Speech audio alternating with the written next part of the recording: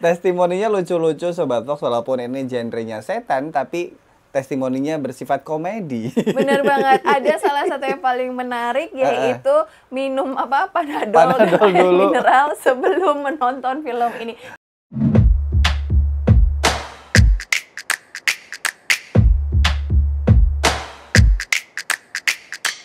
Cinefox. Kita kembali di 105,3 Fox Radio Jogja, Voice of Kutus-Kutus Aksara Bali, Sanga.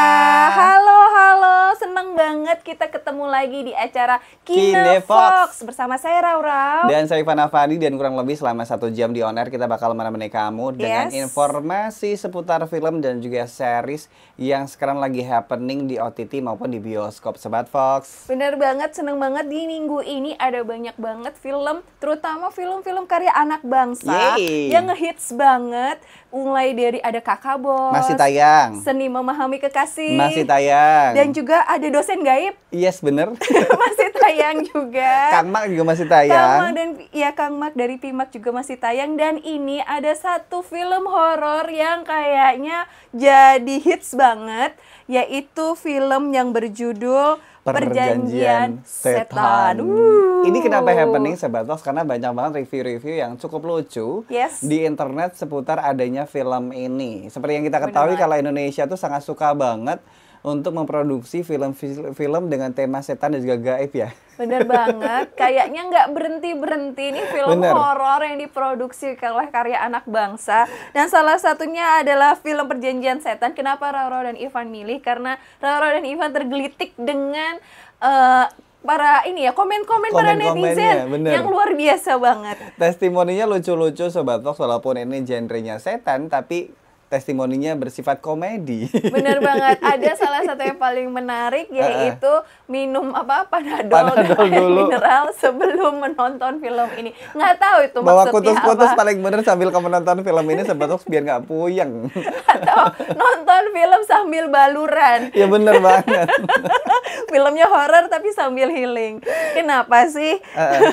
Kenapa Evan ya? Ini mungkin karena beberapa eksekusinya yang dianggap minim. Tapi sebelum kita ngobrol lebih jauh soal film Perjanjian Setan ini, ada baiknya kita tonton dulu trailernya. Kebakaran hebat terjadi di rumah kos-kosan, tepatnya di Jalan Kamboja nomor 108. Hingga saat ini api masih belum bisa dipadamkan. Kebakaran! Citra, kita harus keluar dari sini, Citra! Di sini masih ada 1 kamar kosong. Kalau kamu mau, silakan. Brosurnya itu bener, Bu. Mau lihat kamarnya? Tadi kita belum sempat kenalan. Aku ngerti nih. Harusnya lo nggak ada di sini. Ada yang aneh sama tempat itu.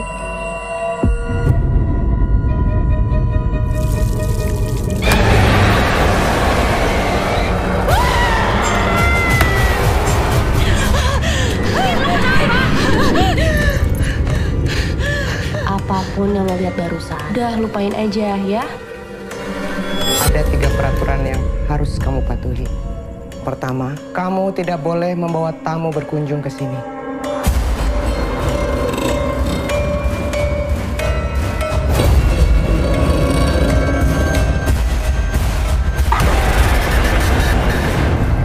Yang kedua, Terima kasih, Kartini.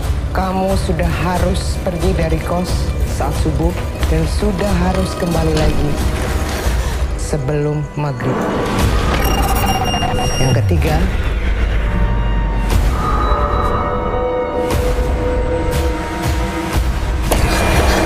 kamu harus makan. Lo terlambat. Ini yang paling penting.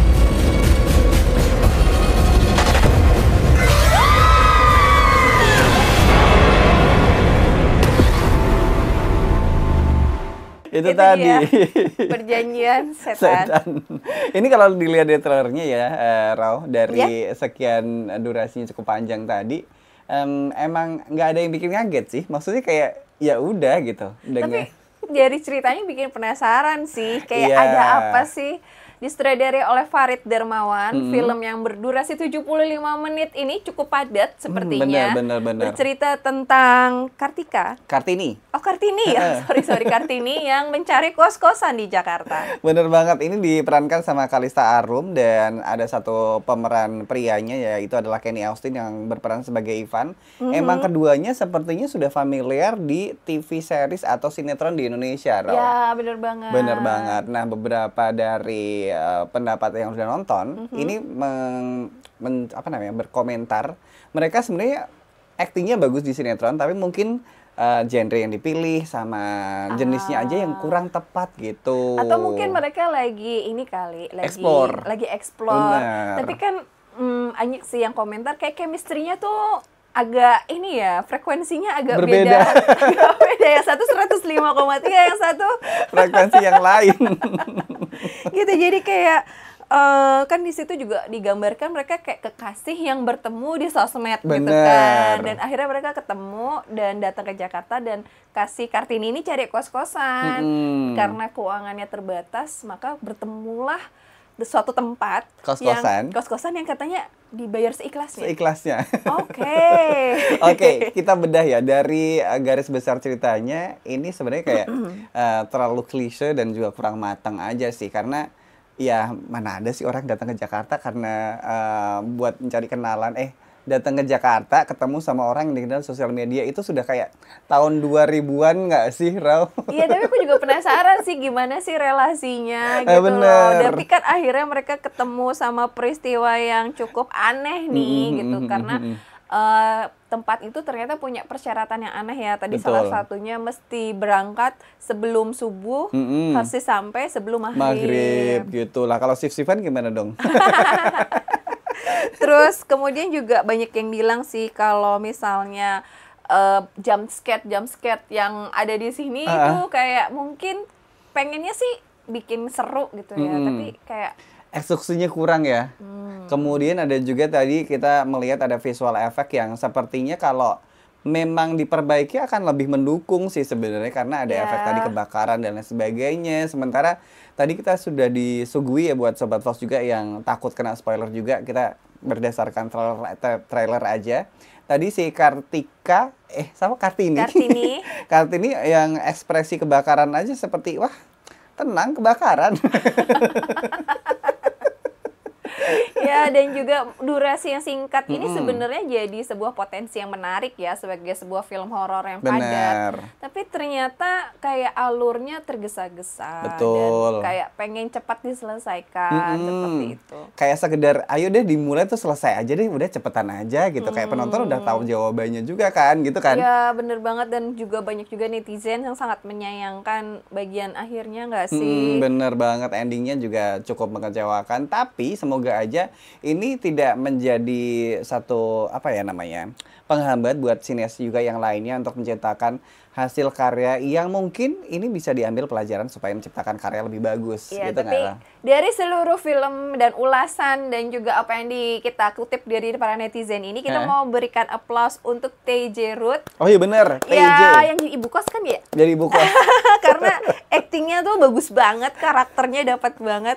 Dan yang ketiga, jangan lupa makan. Jangan lupa makan. Keren banget. Aku masih tetap akan ketawa ngeliat aktingnya TJ sih, lumayan membantu. Buat generasi 90-an mungkin familiar sama sosok TJ di Extravaganza ya. Iya ya. Bener kan sitcom dulu. Bener TJ Ruth ini kan dia kayaknya dengan wajah yang unik seperti itu dan rambutnya yang mengembang, saya rasa kedepannya dia akan memerankan lagi di film-film horor berikutnya. Jadi Rauro nggak sabaran untuk nunggu acting TJ Ruth di film horor. Bener banget, dan Kalista Putri juga mempersiapkan banyak film di tahun ini. Semoga aja film-film yang lahir juga lebih bagus. Bener banget, seru banget. Jadi buat para sahabat Fox semua yang penasaran sama film ini seseru apa, kayaknya film ini juga bakalan seru kalau ditonton rame-rame ya. Karena habis nonton ini bisa jadi diskusi yang seru, atau selama menonton kita bisa seru-seruan teriak-teriak bareng di bioskop. Teriak-teriak ketawa atau ketakutan. Mumpung masih tayang, siapa tahu ini bakal gulung layar secepatnya. Bener banget, langsung cus aja ke bioskop terdekat untuk menonton film ini.